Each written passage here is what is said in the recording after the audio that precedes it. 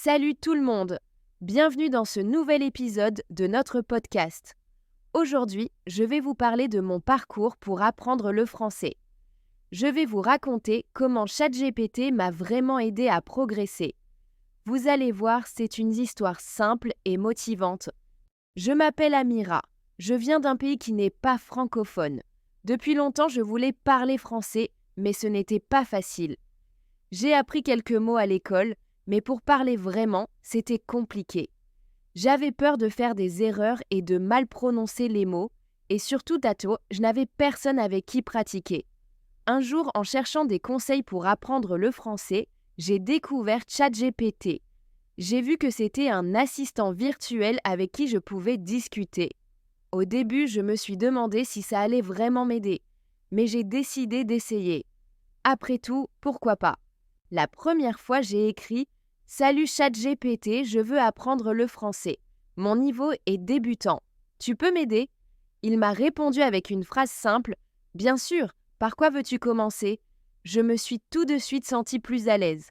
J'ai commencé par des phrases basiques « Bonjour, je m'appelle Amira. Je viens du Japon. J'apprends le français depuis 3 mois. » ChatGPT m'a répondu avec des mots simples et m'a encouragé à continuer. C'était motivant de voir que je pouvais tenir une petite conversation. Au début, je parlais de moi, de ma vie, de ce que j'aime faire. Par exemple, je disais « Aujourd'hui, j'ai cuisiné un plat français. » ChatGPT me demandait alors « Quel plat as-tu préparé ?» Ça me donnait envie de continuer à parler et de raconter plus de choses. Petit à petit, j'ai osé parler de sujets différents. La cuisine, les voyages, les loisirs.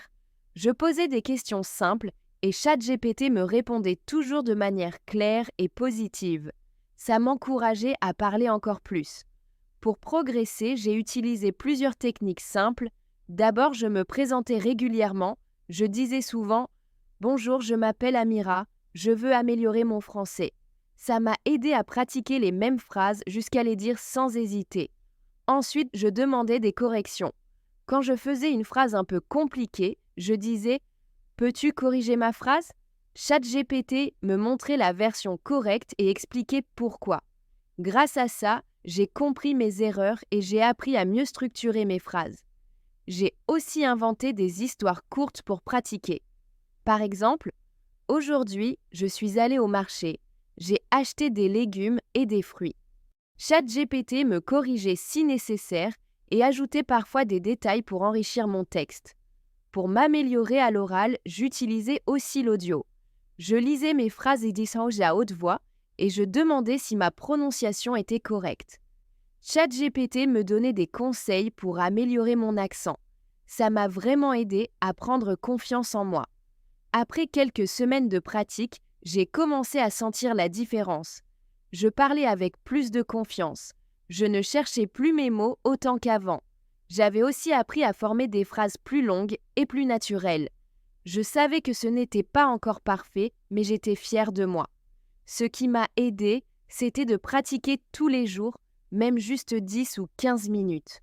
Parfois, je faisais des erreurs, mais ChatGPT m'encourageait toujours. Ça m'a vraiment aidée à ne pas abandonner. Aujourd'hui, je continue à parler avec ChatGPT pour pratiquer. Je lui raconte mes projets, je parle de mes rêves, de mes voyages imaginaires. Je fais aussi des exercices comme traduire des phrases ou créer des dialogues. C'est comme avoir un partenaire de conversation toujours disponible. Si vous aussi vous apprenez le français, je vous conseille d'essayer ChatGPT. Dites simplement quel est votre niveau et parlez librement. Demandez des corrections, racontez votre journée, posez des questions. Vous allez voir, vous allez vite progresser. Ce qui est bien, c'est que vous pouvez parler sans avoir peur du jugement. Vous faites des erreurs? Ce n'est pas grave. ChatGPT vous corrige gentiment.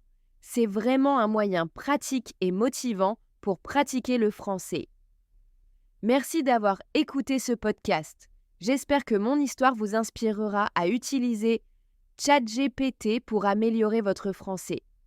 Si vous avez des questions ou des conseils à partager, laissez-moi un commentaire.